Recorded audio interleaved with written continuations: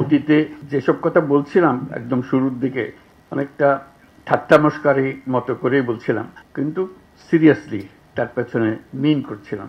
আমরা যখন গ্রামীণ ব্যাংক করলাম, আপত্তি উঠলো এটাকে ব্যাংক বলা যাবে কিনা, গরিব মানুষকে টাকা দেওয়া এটাকে ব্যাংক হলো নাকি, একটা ব্যাংকের অপমান করছেন আপনি, এটা একটা বড় ইস্যু হয়ে গেল।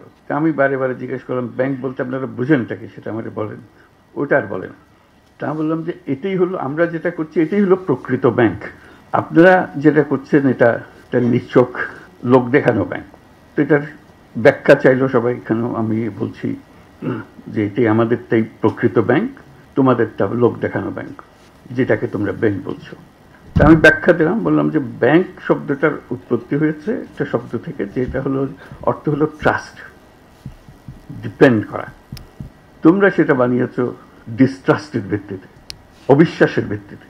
কারণ তোমার কাছ থেকে টাকা নিতে হইলে তুমি কেন জামানত চাও, যে ধরে নেব যে তুমি টাকা নিয়ে পালিয়ে যাবে, সেজন্য আগে শক্ত করে তোমাকে বেঁধে নিই, জামানত দাও, জমা করো, তারপরে তোমার হাতে টাকা দেবো এবং তোমার উপর নজর রাখবো।